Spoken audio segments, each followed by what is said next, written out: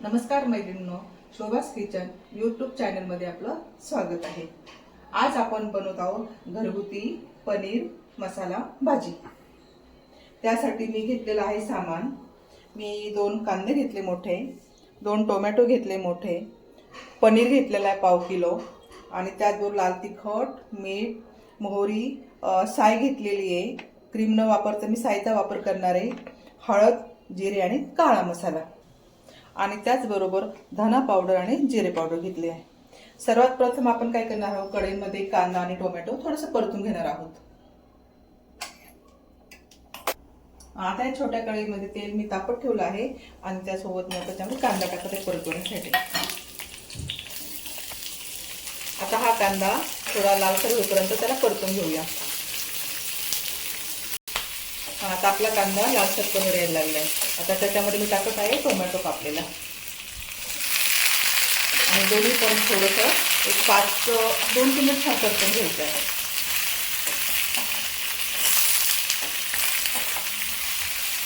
आता आपला टोमॅटो आणि कांदा आता छानपैकी लाल रंगाचा झाला। आता आपण तो थंड होण्यासाठी एका प्लेटमध्ये काढून घेऊया।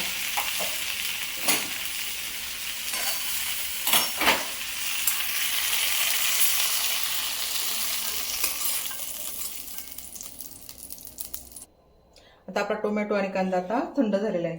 आता आपण तो मिक्सरच्या भांड्यात टाकू।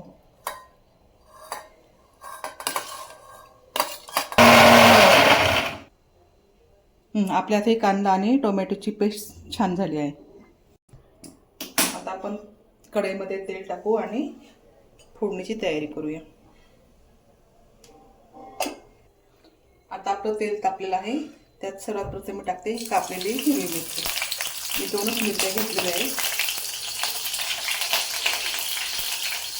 आणि त्यानंतर मी टाकत आहे दळलेला मसाला।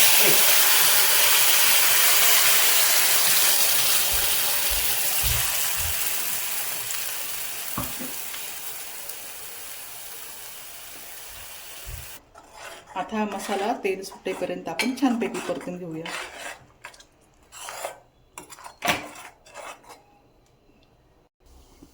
इकडे आपला मसाला परतत आहे, तोपर्यंत आपण काय करूया, पनीर थोडंसं फ्राय करून घेऊया दुसऱ्या बाजूला।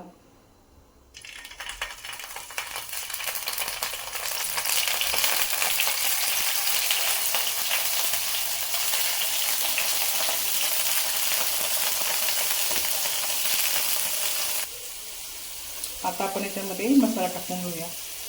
मी 1 चमचा लाल तिखट टाकलं, थोडी हळद टाकली, जिरे पावडर, धने पावडर आणि थोडासा काळा मसाला। जास्त काही मसाला टाकत नाही, थोडासा टाकलाय।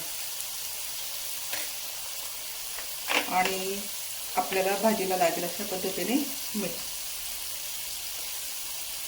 आणि हे सगळं एकसारखं मी हलवून घेते।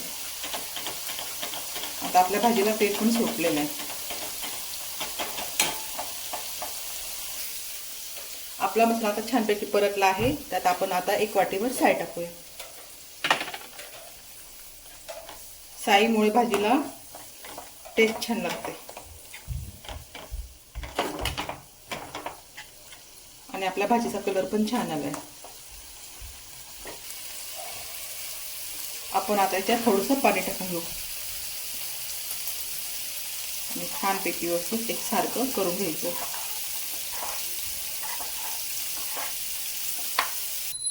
इकडे आपला आता पनीर छानपैकी फ्राय झालेला आहे आणि दुसरीकडे आपण आता उरलेलं थोडंसं पनीर आहे, तर ते भाजीमध्ये मी किसून टाकते।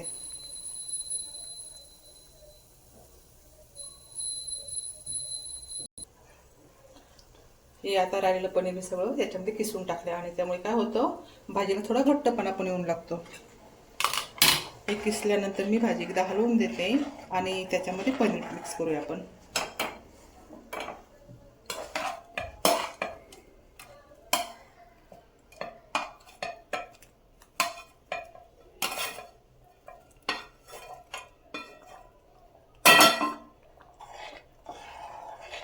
त्याच्यामध्ये मी सगळं पनीर टाकून घेतलेलं आहे आणि आता वरून मी थोडीशी कोथिंबीर टाकत आहे।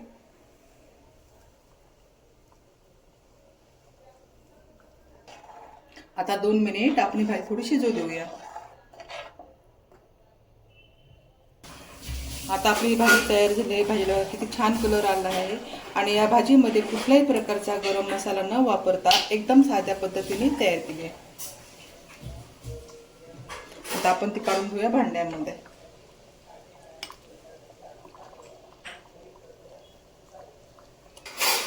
ही बघा आपली भाजी किती चविष्ट दिसते, तिला कलर पण छान आला आहे. तुम्हाला जर ही रेसिपी आवडली असेल तर नक्की तुम्ही घरी ट्राय करा आणि कमेंट्समध्ये मला कळवा.